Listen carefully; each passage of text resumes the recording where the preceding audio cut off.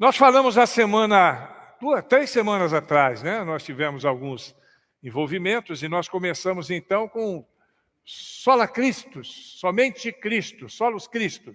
Nós começamos a falar da pessoa de Cristo, da importância da pessoa de Cristo na nossa relação cristã. E hoje nós vamos falar Solus Gratia, ou Sola Gratia, sobre a graça de Deus, que é base. Os irmãos vão perceber aqui que graça de Deus é a base do cristianismo, só e somente do cristianismo. Isso não está presente em nenhuma outra religião. E é muito importante nós começarmos a falar sobre isso. E para falar sobre a graça de Deus, é sempre um grande desafio, porque às vezes a gente vê a expressão como algo bem simplório, né? A gente fala graça, todo mundo já sabe e acaba ali. Mas quando você faz uma abordagem um pouco mais profunda, você vai ver que desde do seu conceito até o seu alcance, da sua forma ou das suas formas, né? E dos seus aparentes dilemas, nós temos um trabalho muito grande para poder entender tudo que diz respeito a isso. Agora, acima de tudo, obviamente, o mais gostoso da graça é que, através dela, nós conseguimos perceber como Deus nos ama. De que forma tremenda Deus nos ama.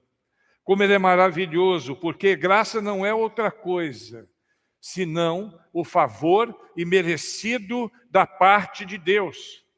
Um presente de Deus para cada um de nós, que permite ao homem, primeiro, existir.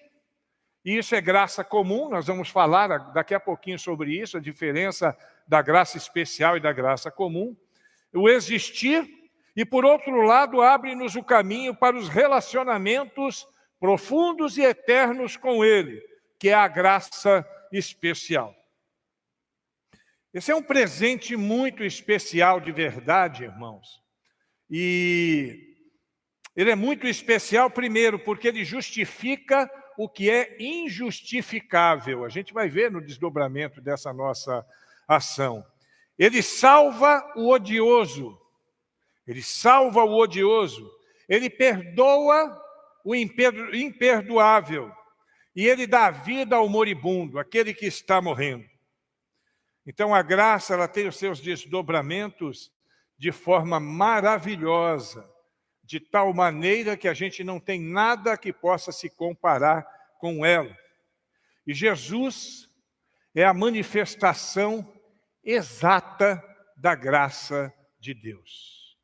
É por isso que nós damos tanto valor à graça, e é por isso que, como nós dissemos, e nós vamos ver daqui a pouquinho, a graça é algo exclusivo do cristianismo. Ela não aparece em nenhuma outra religião, nenhum outro credo, só no cristianismo. E olha que versículo lindo que Tito escreve, que nos garante essa salvação através da graça. Lá em Tito, no capítulo 2, no versículo 11, nós lemos: porque a graça de Deus se há manifestado, trazendo salvação a todos os homens. Que coisa maravilhosa. O desejo de Deus que todos sejam salvos. O desejo de Deus que ninguém se perca. Por causa dessa nossa situação, desse nosso mundo pecador, desse nosso mundo que nos envolve com coisas tão negativas o tempo todo. Deus olha para nós e diz: não, eu amo essa turma. E eu vou derramar graça. Eles não merecem, de verdade não merecem. Mas eu vou derramar graça sobre eles. E aí quando Paulo fala a Efésios, lá em Efésios capítulo 2, versículo 8, ele diz: vocês são salvos exclusivamente por causa da graça. Não existe outro motivo. Não existe outra maneira. Como eu disse, a graça é uma característica religiosa só do cristianismo. Não existe em nenhum outro credo religioso uma abordagem como essa, que nós conhecemos como graça, e que é graça de fato. Somente com o sacrifício de Jesus Cristo foi possível justificar o homem, que era condenável por seus pecados. E segundo o livro de Paulo aos Romanos, estava destinado à morte. Somente através de Cristo. Porque qualquer outra religião, no relacionamento da pessoa com o contexto religioso e com Deus, há a necessidade desta pessoa fazer algum sacrifício de alguma maneira para que possa alcançar as benesses dos céus.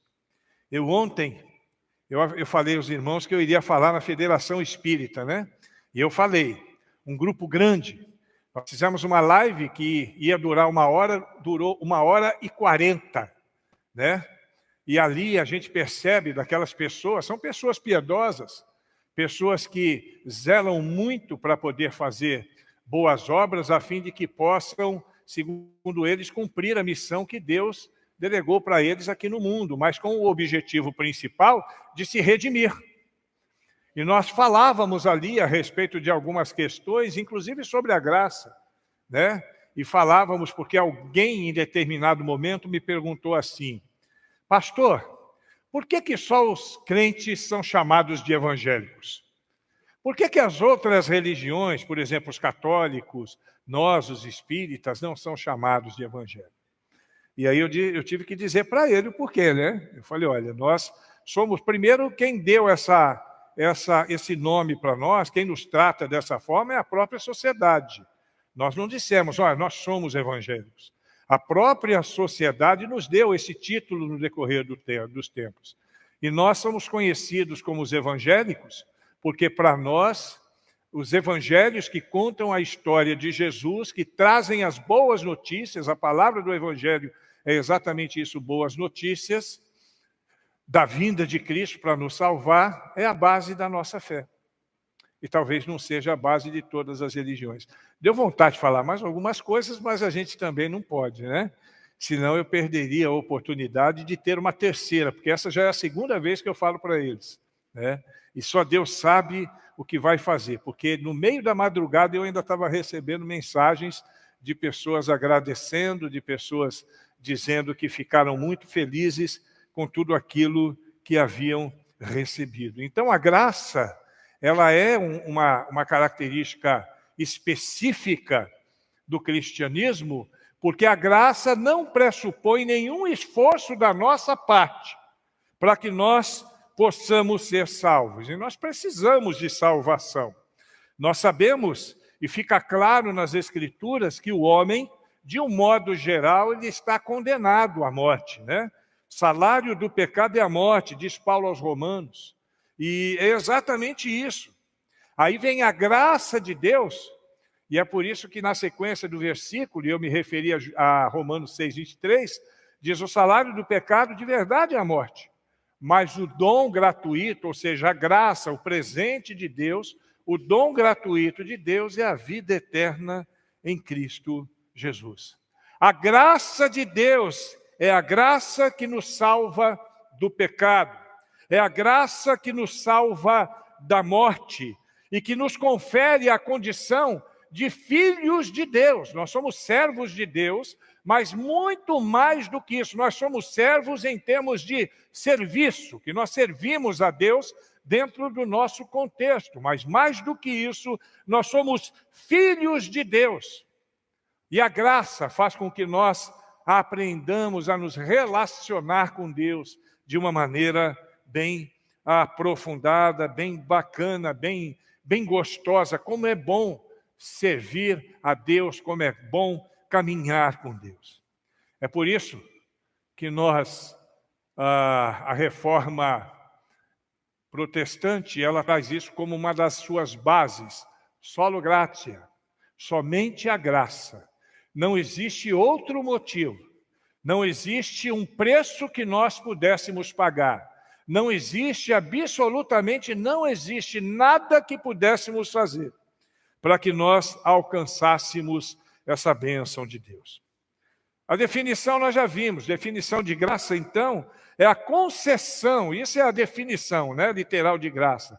É a concessão de bondade a alguém que não tinha merecimento ou que não tinha direito para aquilo. É receber aquilo que nós não merecemos. Nenhum de nós aqui merecia graça. Nenhum de nós. É por isso que te chama graça. Nós não tínhamos o direito à vida eterna. Nós não tínhamos o direito a escapulir da morte eterna. Mas Deus então envia Jesus Cristo, que é a personificação da graça, do amor de Deus, e através dele nós recebemos essa dádiva, esse presente.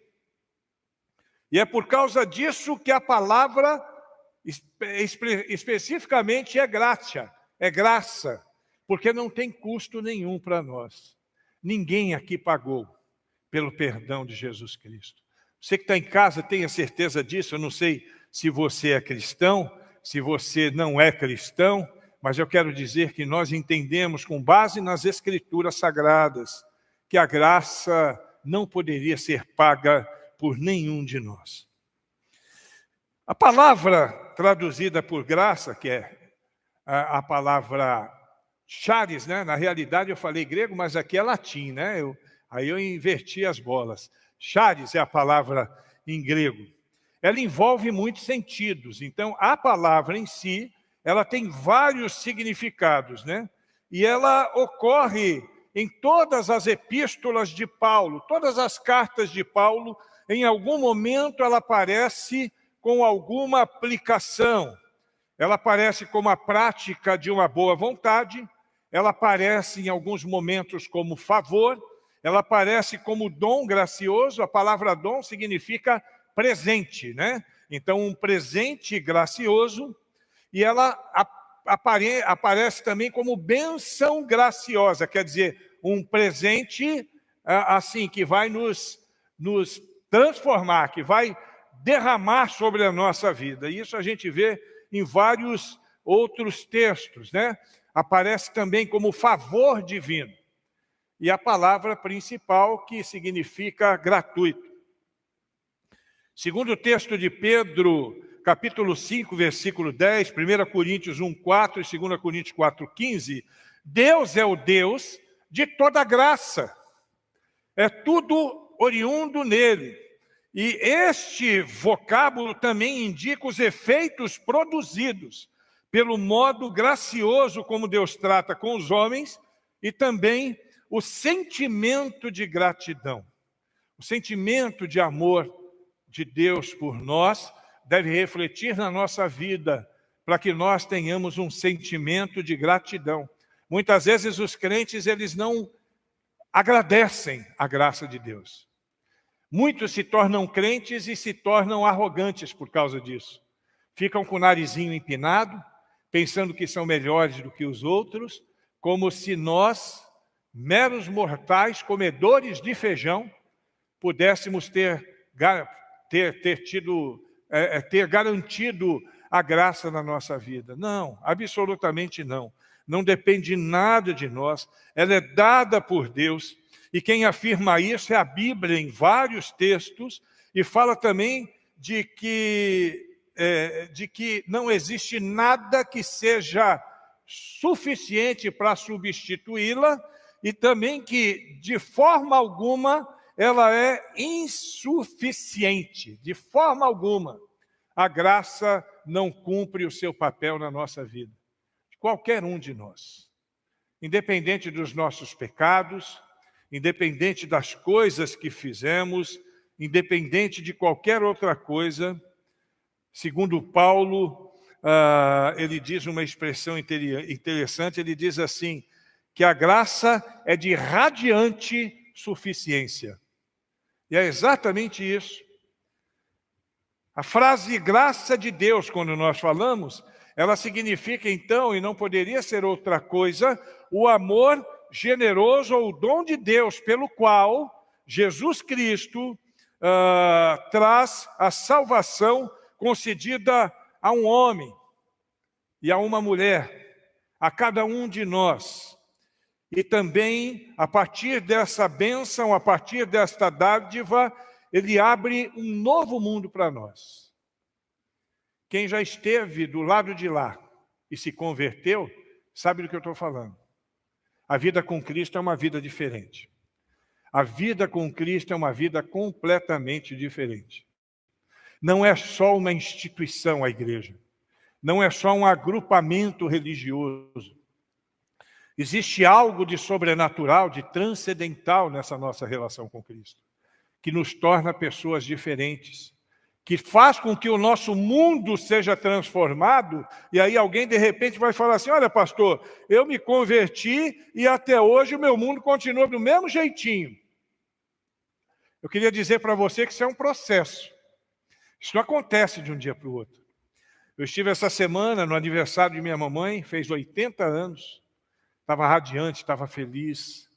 E ela, quando eu cheguei no dia 18, e ela grudou em mim, ficou o tempo todo grudada em mim, ficava deitadinha assim no meu colo, com muito amor, com muito carinho. Eu sou o filho mais velho, né? E quando eu olho a minha mãe, eu me lembro do que a graça pode fazer no nosso contexto. Minha mãe não conhecia Jesus. Meus irmãos não conheciam Jesus. Meus sobrinhos não conheciam Jesus. E agora, por causa da graça derramada sobre a minha vida, a maior parte deles conhecem a Jesus. Eu dormi na casa da minha mãe e eu fiquei impressionado. Os irmãos, eu não sei se já perceberam, eu tenho dificuldade de dormir. Por isso que às vezes 2, 3 horas da manhã eu estou mandando mensagem, né?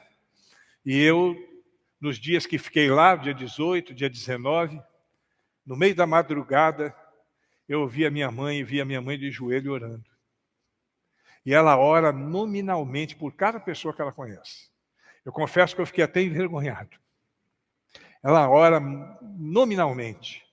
Isso foi efeito da graça derramada sobre a minha vida, que fez com que a graça se espalhasse sobre pessoas que estavam no meu redor.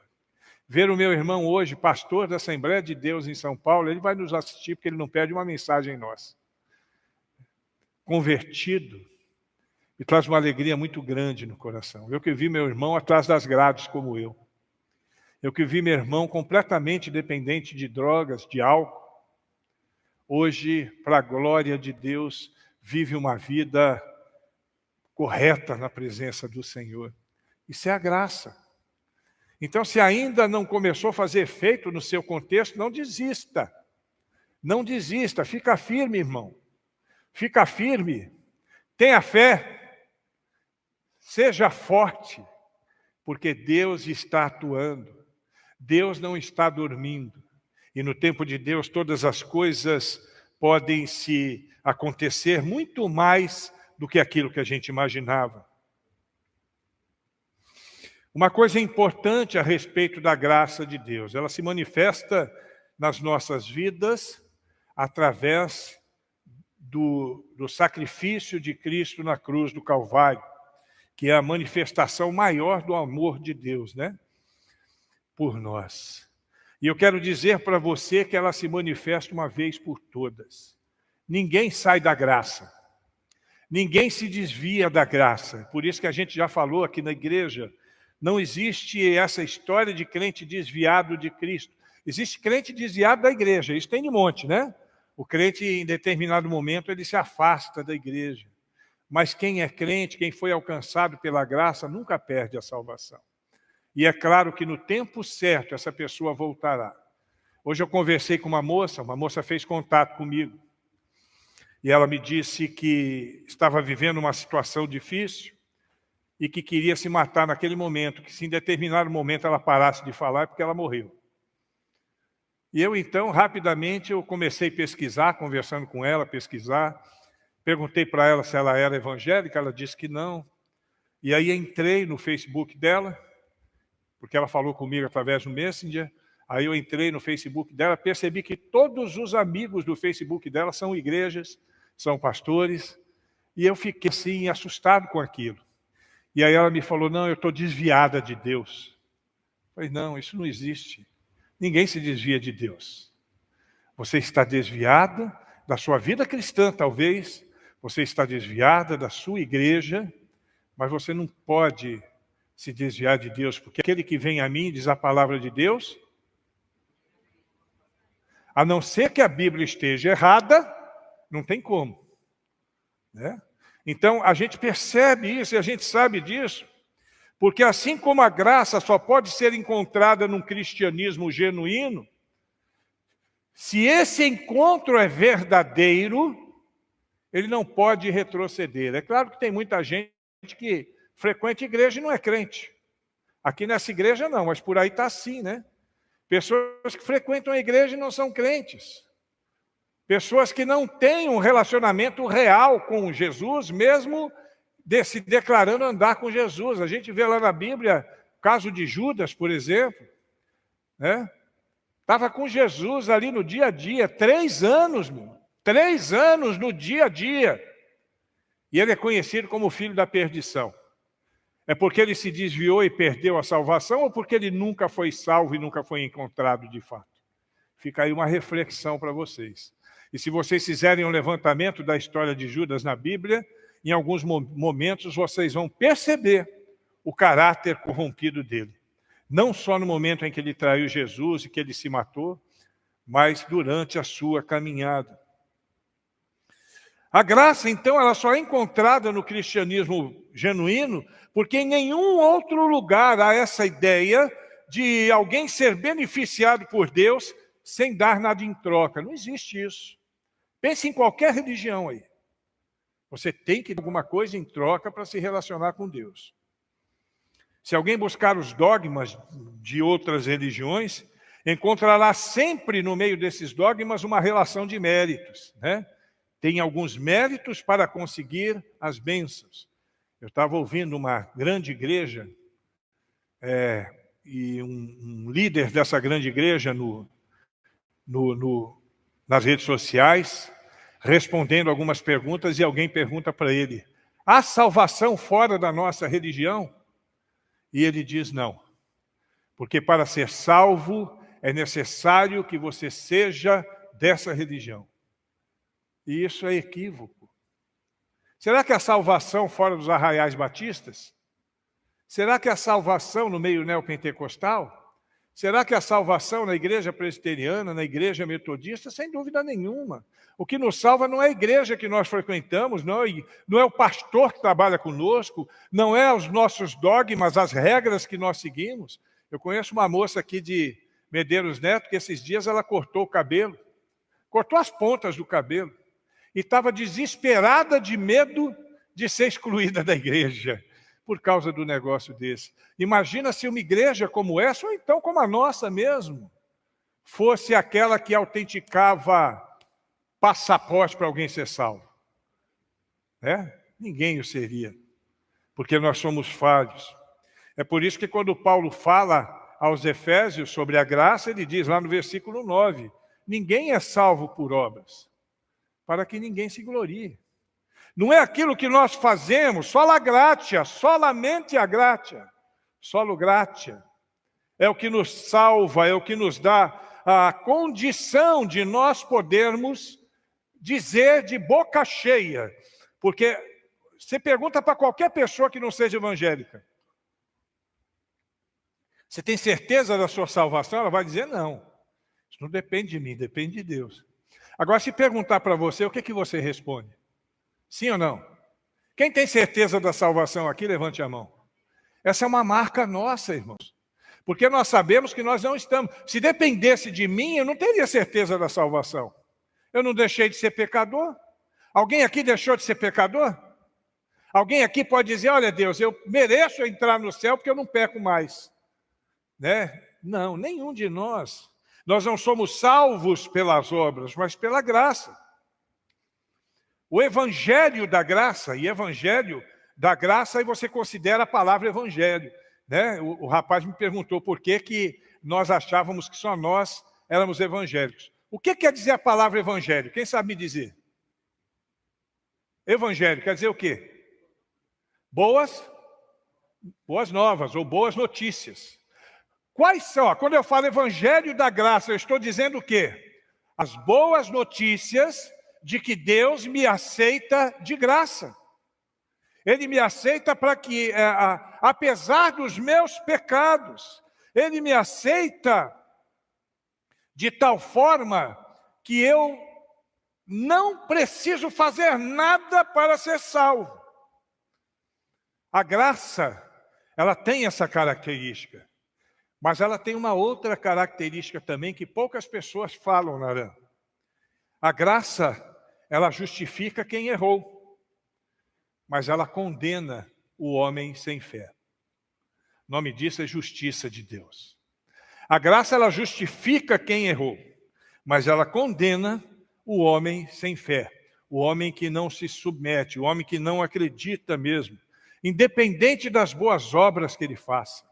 Ele pode vender tudo, ele pode fazer o que for, distribuir tudo que tem, e morar lá na Colômbia, que hoje é a Venezuela, né, que hoje é o país mais pobre das Américas. Ele pode viver lá, ele pode fazer o que ele quiser, mas se ele não tiver a fé, e a fé é que vai conjugar a graça na nossa vida, ele não consegue nada. E eu quero pensar então com os irmãos, ainda caminhando na graça, sobre dois conceitos teológicos de graça. Quem gosta de teologia aqui, eu tenho aqui pelo menos 4 bacharéis aqui, né? Um em formação, 3 já formados. Então, os conceitos teológicos de graça. Existem vários conceitos teológicos de graça, mas eu quero abordar 2 aqui. Quando Adão e Eva pecaram, eles tornaram-se réus da punição eterna e da separação de Deus. Os irmãos concordam comigo? Isso é bíblico. Se você não concorda, você não concorda com a Bíblia. Está escrito lá em Gênesis capítulo 2, versículo 17. Assim sendo, do mesmo modo, hoje, quando os seres humanos pecam, eles se tornam sujeitos à ira de Deus e à punição eterna. Sim ou não? O salário do pecado é para quem? É só para crente? Se não se converter, para qualquer um, para todo mundo. Isso significa que uma vez que as pessoas pecaram, a justiça de Deus requer uma única coisa. Pela justiça de Deus, a pessoa pecou, a justiça de Deus requer uma única coisa: que essas pessoas sejam afastadas eternamente de Deus. Porque Deus, Ele não se relaciona com o pecado. Essas pessoas passam a ser alienados da possibilidade de experimentar o bem da parte de Deus. E isso é um fato. Não sei se vocês entenderam bem o que eu disse. Quando a pessoa peca, ela está afastada de Deus. Quantos somos pecadores? Todos. Todos nós somos pecadores. E a gente sabe que Deus não é um Deus perverso, carrasco ou injusto. Isso já aconteceu uma vez, e não foi conosco, não. Foi com os anjos que pecaram, e poderia ter acontecido exatamente o mesmo conosco. Veja o que Pedro diz sobre isso. Em 2 Pedro, capítulo 2, versículo 4. Pois Deus não poupou os anjos que pecaram, mas os lançou no inferno, prendendo-os em abismos tenebrosos, a fim de serem reservados para o juízo. Deus não poupou anjos. E aí você começa a juntar os pontinhos. Bom, eu sou pecador. Se eu sou pecador, eu estou condenado à morte. Se eu estou condenado à morte, meu lugar é o inferno. Mas, de fato, o que aconteceu com Adão e Eva é que eles pecaram, mas eles não morreram imediatamente. Morreram imediatamente? Eles não morreram imediatamente, muito embora a sentença de morte começasse a ser aplicada na vida deles a partir daquele dia que eles pecaram. A execução da sentença de Adão e Eva foi retardada por alguns anos, por algum tempo. A execução da sentença de morte para os pecadores desse mundo passam pelo mesmo processo. Ela é retardada. Como pode ser isso? Pensa comigo. Se a sentença fosse aplicada imediatamente, quantos seriam salvos no mundo? Alguém seria salvo? Sim? Você concorda comigo? Nós nascemos, nós somos pecadores. O salário do pecado é a morte. O resultado dessa morte é inferno. Então, se Deus não retardasse esse juízo, assim que nós nascêssemos, e nós somos concebidos em pecado, assim que nós nascêssemos, nós já teríamos morrido. Já teríamos sido afastados de Deus. E é aí que entra esse termo teológico de graça comum. Preste atenção, não confunda a graça comum com a graça que salva. O que é graça comum? Graça comum, ela pode ser definida da seguinte maneira: é a graça de Deus pela qual Ele dá às pessoas bênçãos inumeráveis que não são necessariamente partes da salvação.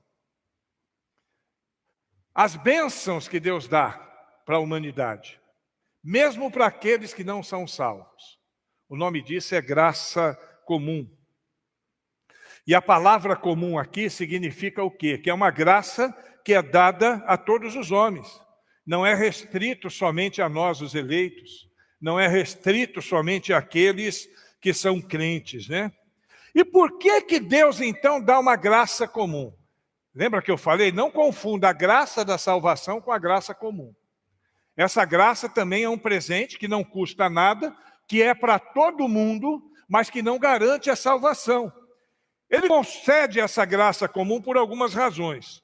Primeiro, para redimir os que serão salvos.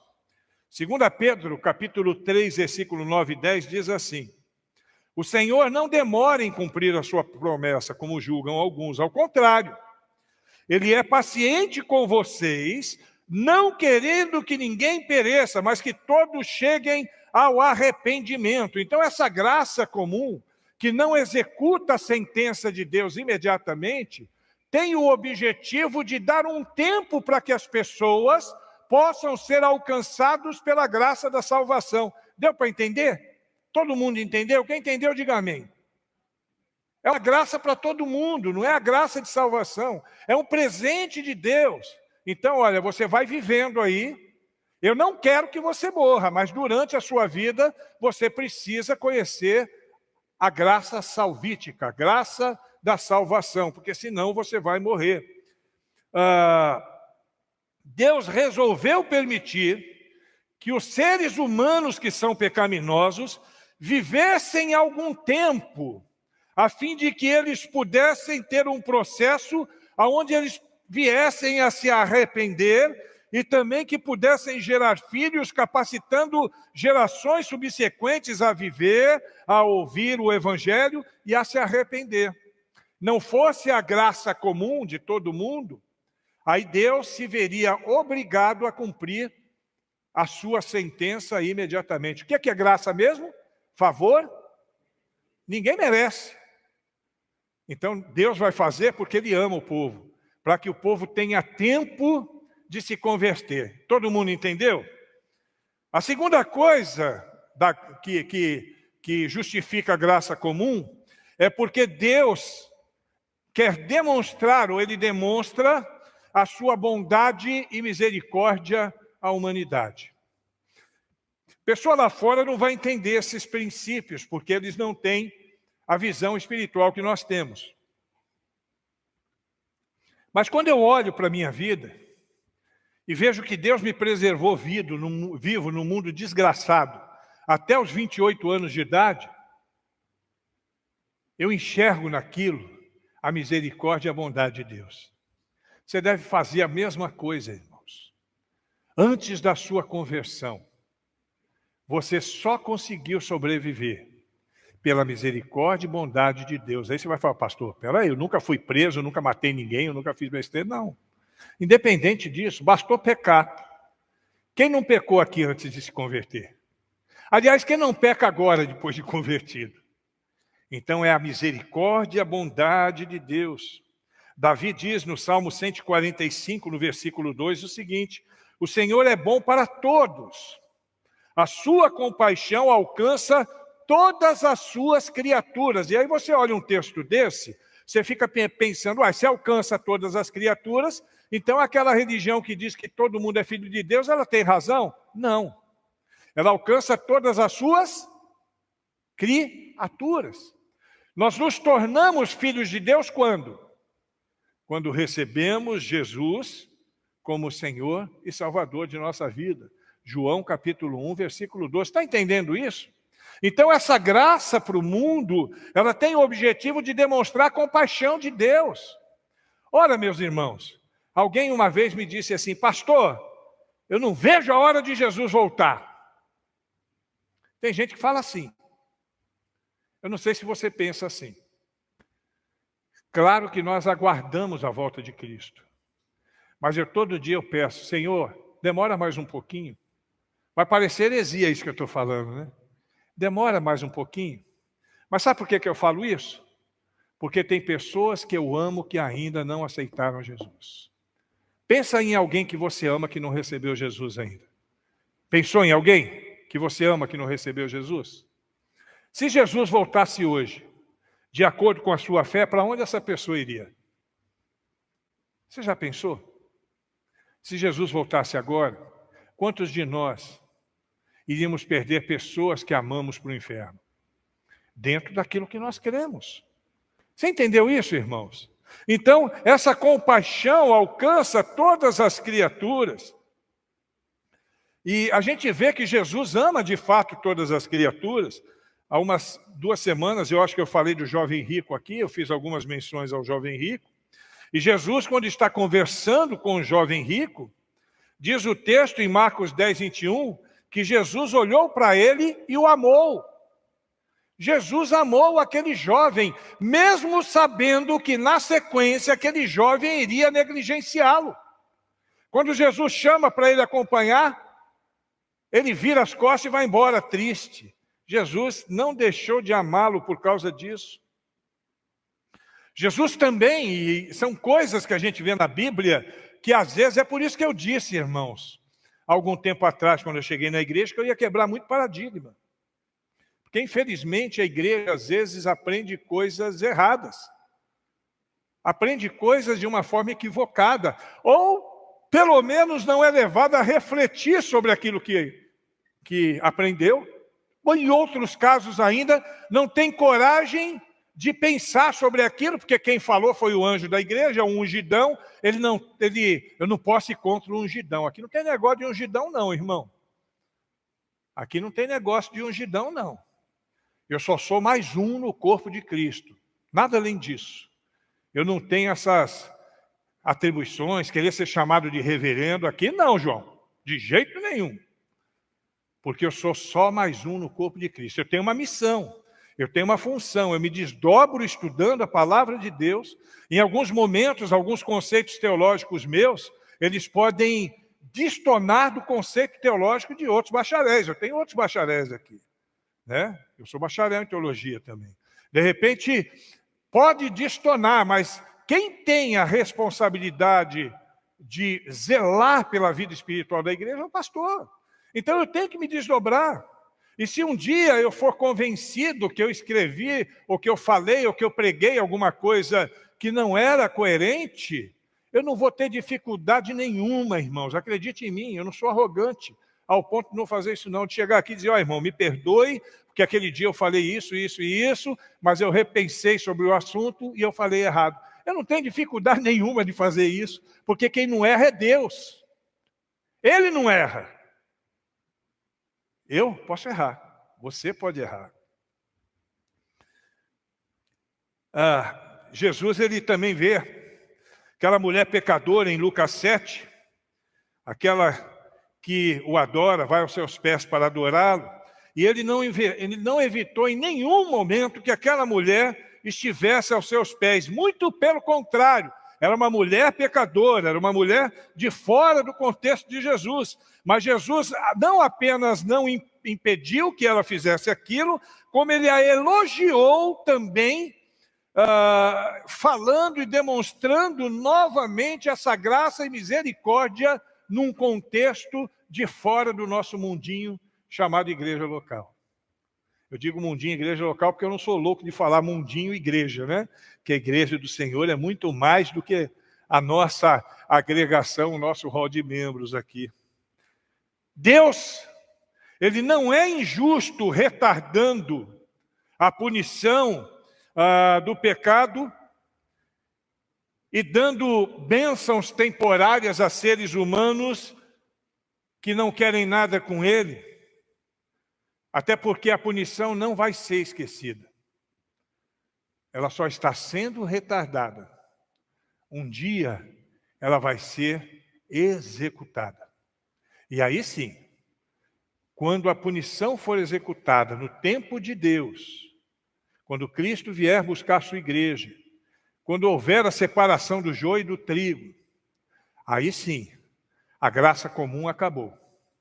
E a graça salvadora prevalece, aquela que nos salva, aquela que nos dá a alegria de termos a certeza de que Deus nos ama. Porque eu vou dizer uma coisa para você que eu sei que você já sabe, você está careca de saber.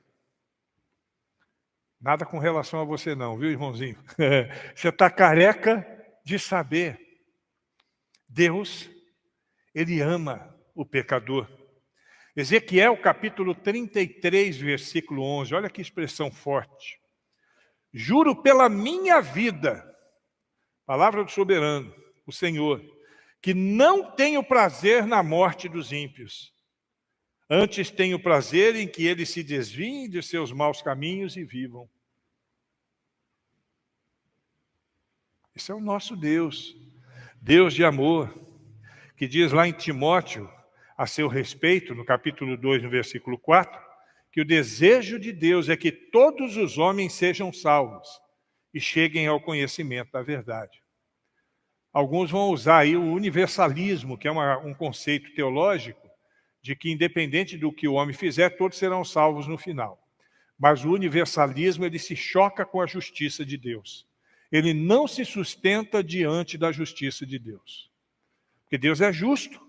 Ele demonstra o seu amor, ele demonstra a sua compaixão, ele demonstra a sua misericórdia, derramando graça comum sobre todos, para que estes, a seu tempo, possam se converter e aí entrar no barco da graça de Deus, naquele que nós estamos hoje.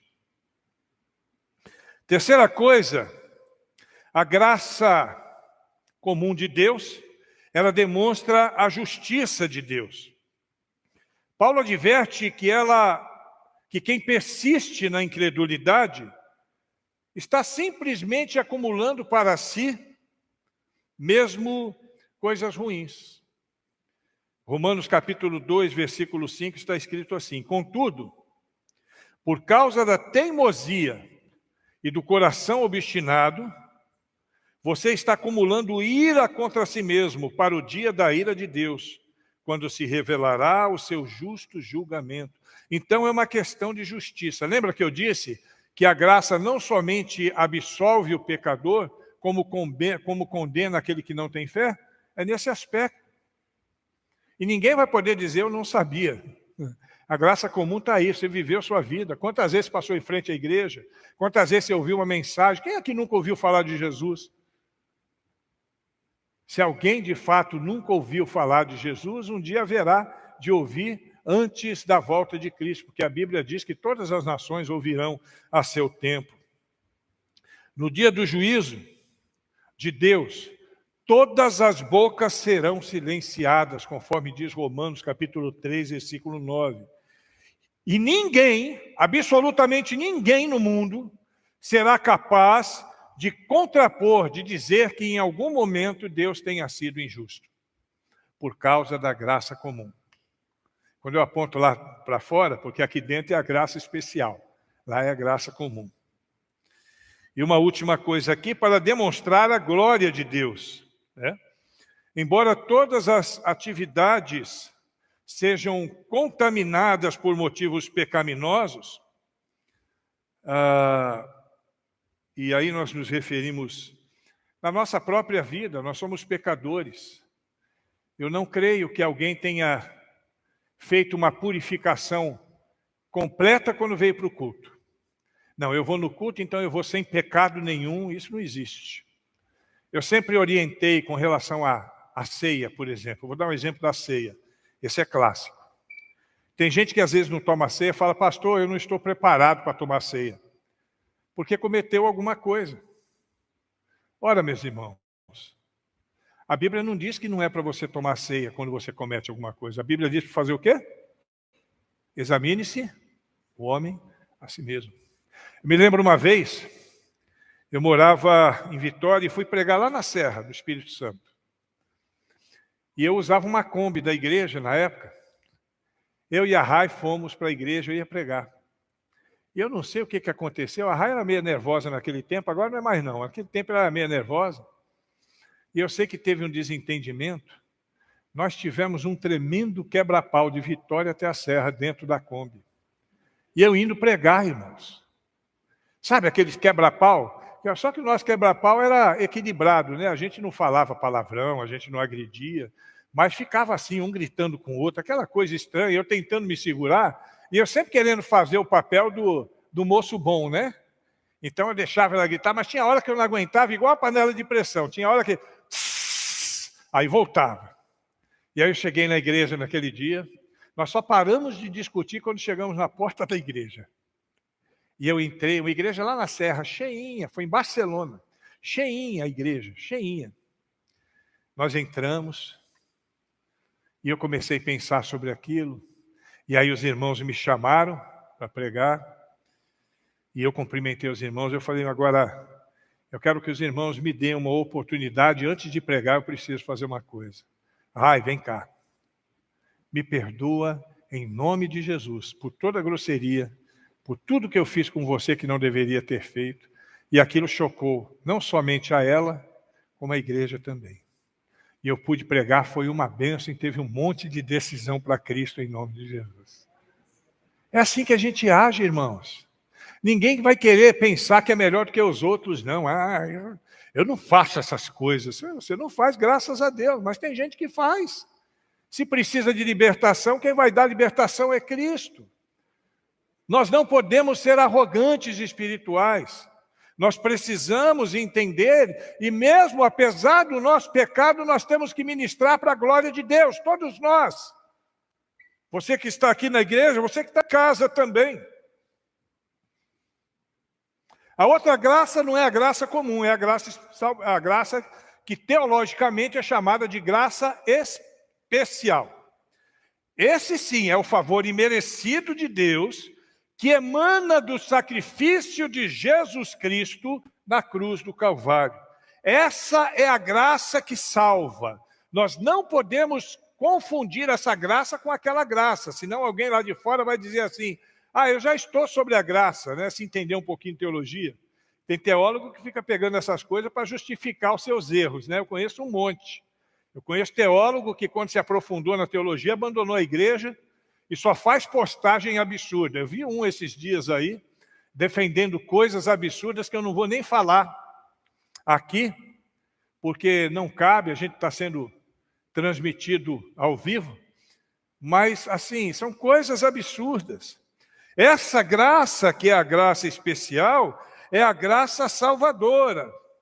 A graça que, quando absorvida, também nos faz morrer e ressuscitar com o Redentor. A graça não custa nada, mas o resultado da graça vai ter um custo para nós. Tem gente que não entende isso. Pastor, eu fui salvo pela graça. Amém, você foi salvo pela graça, mas agora que você está salvo. É a mesma coisa. Considere a graça um grande navio. E você, então, para entrar nesse navio, você não paga passagem. Isso é a graça, não custou nada. Mas depois que entrou no navio, aí você tem que cumprir o seu papel. E esse papel, ele nos leva a algumas responsabilidades. Negue-se a si mesmo. Tome a sua cruz a cada dia. Neste mundo de graça tereis aflição. E daí por diante. Mas uma coisa é certa. no passar da régua, em todas essas atividades que nós vamos viver dentro do barco da salvação, uma coisa é certa: somos mais que vencedores por aquele que nos amou.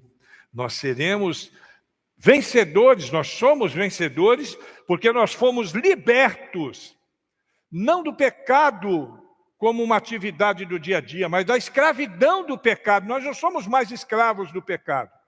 Tem gente que peca, que é crente que peca porque é sem vergonha. Foi liberto, mas de vez em quando dá saudade. Lembra do povo de Israel saindo do Egito? No meio do deserto eles falavam assim, comendo o pão que caía do céu, irmão, pelo amor de Deus.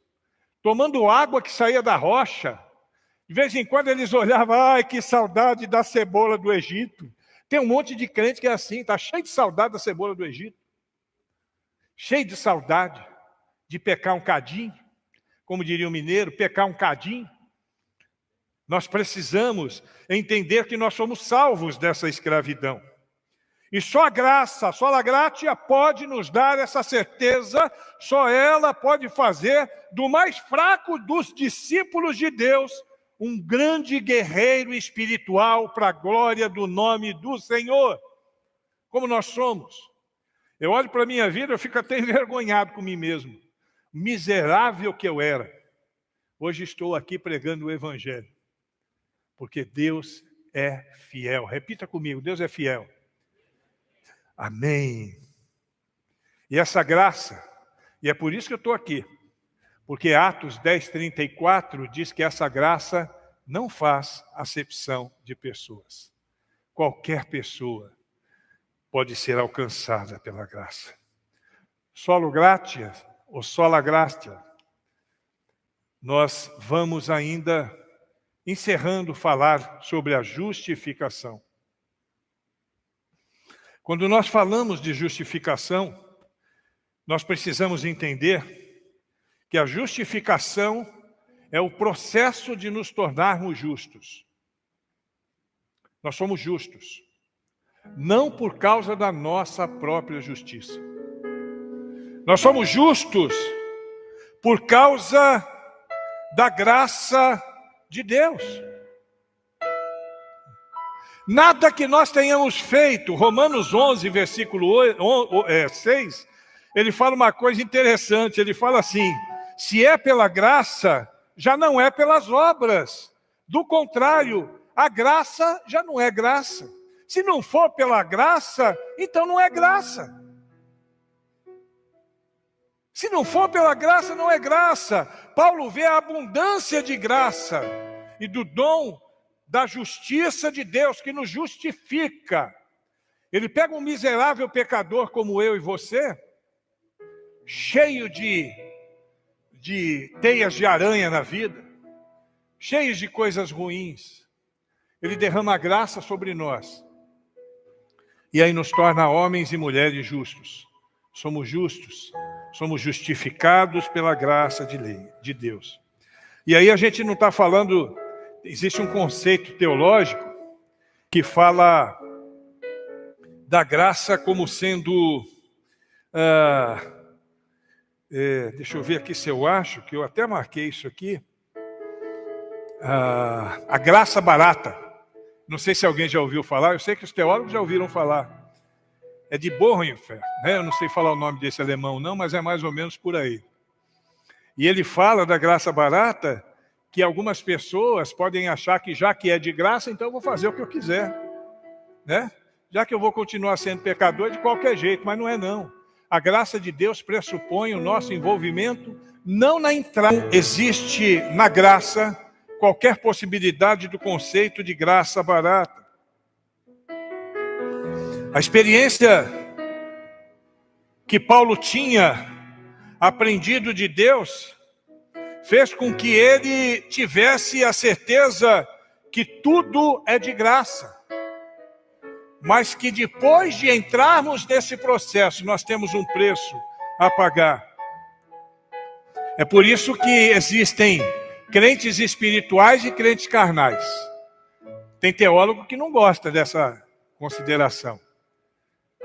Crente espiritual é aquele que se submete à graça dentro do seu papel cristão na igreja local. E crente carnal é aquele que não está nem aí. É o da graça barata mesmo. Eu já estou salvo mesmo. Vou tirando de letra aí, vou vivendo de qualquer coisa. Uma coisa que me deixa assustado com relação a essas pessoas é saber que muitos acham que foram alcançados pela graça ou que se submeteram à graça, mas não se submeteram. Lembra de Mateus? Mas, Senhor, nós não profetizamos no seu nome? Não expulsamos demônios no seu nome? Não fizemos milagres no seu nome? Eles estavam aonde? Dentro da igreja local. E aí Jesus olha para eles e fala o quê? Eu nunca conheci vocês. Eles não estavam no barco da graça. Talvez estivessem numa canoazinha tentando alcançar. Mas que na hora certa aquela canoazinha vai afundar. Porque só há salvação. É igual com Noé, né? Só há salvação dentro da arca. E a arca de Cristo não carrega animais. Carrega homens e mulheres pecadores como somos nós. Que entram por aquela rampa, que não é uma rampa de madeira. É a própria rampa da graça que nos traz para dentro do lugar onde nós vamos viver para sempre. E eu quero concluir isso dizendo: solo gratia, somente a graça, mais nada, pode nos garantir a salvação. Nunca pense, nunca imagine que você é mais importante do que quem está lá fora. A única diferença é que nós deixamos a graça comum e vivemos na graça espiritual, na graça especial. O que pode acontecer com qualquer um lá fora. Qualquer um. Ninguém erra o caminho. Ninguém erra o caminho. Mesmo que a pessoa não tenha nem condições de pensar. Próprio Jesus disse, né, que nem os loucos errarão o caminho. Nessa nossa atividade no CAPES, nós vimos pessoas completamente desconectadas da realidade. Para quem não sabe o que é CAPES, o CAPES ele substituiu os manicômios, que era aquele lugar onde as pessoas com dificuldade mental ficavam internados. O CAPES, ele hoje oferece um abrigo diário. O CAPES daqui, como todos os CAPES, ele recebe as pessoas, os pacientes de manhã. Os pacientes passam o dia lá, tomam café, almoçam, fazem atividades, passam pelo médico, são medicados e depois voltam para casa. É uma humanização que houve no sistema manicomial. E a diferença a gente vê nos cultos, nas atividades, no bate-papo com essas pessoas. Eu não sei se algum de vocês aqui já entrou no manicômio. Alguém aqui já entrou no manicômio? Eu já entrei várias vezes. Lá no manicômio de Cariacica, em São Paulo. Inclusive meu pai ficou internado um tempo nesse lugar. Em outros manicômios também. Lugar de alienação. As pessoas jogadas pelo chão, sujas, peladas, envoltas em fezes. Ninguém cuida, ninguém olha, diferente do sistema humanizado que nós estamos. E nem estes que estão aqui errarão o caminho, porque eles também ouvem falar de Jesus e se dobram à graça de Deus. Sola gratia, meu irmão. Somente a graça é que pode salvar a tua vida, é que pode te dar uma nova história, que pode transformar a sua caminhada, como tem transformado a nossa caminhada. Nenhum de nós aqui é melhor do que você que está do outro lado. Nenhum. Todos nós somos pecadores. A diferença de alguns de vocês que talvez estejam assistindo é que nós somos pecadores, lavados e remidos pelo sangue de Jesus. Fica de pé, por favor, meu irmão.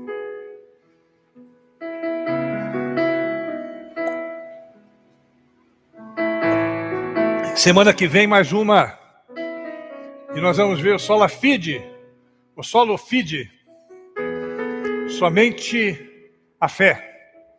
E nós vamos ver a ferramenta com a qual nós nos movimentamos como cristãos. Eu espero que você venha. Irmãos, eu quero dizer um negócio para você. Eu ainda tenho 2 minutos para falar. Eu vou acabar no horário, mas eu quero dizer um negócio para você. Essas são as bases da nossa fé. Você tem que conhecer isso de cor, irmãos. Pode não conhecer todo o enredo do jeito que eu falei, mas você tem que conhecer isso de cor, porque essa é a base da nossa fé. É isso que nos sustenta enquanto cristãos, nas nossas relações sociais, institucionais.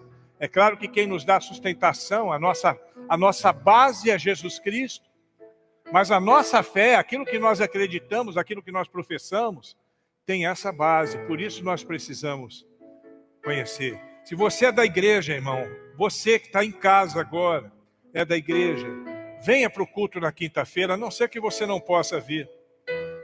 Venha para o culto, participa conosco desse banquete. E se não puder vir, se programe para assistir esse culto no tempo certo que ele estiver passando, para que nós possamos todos aprender.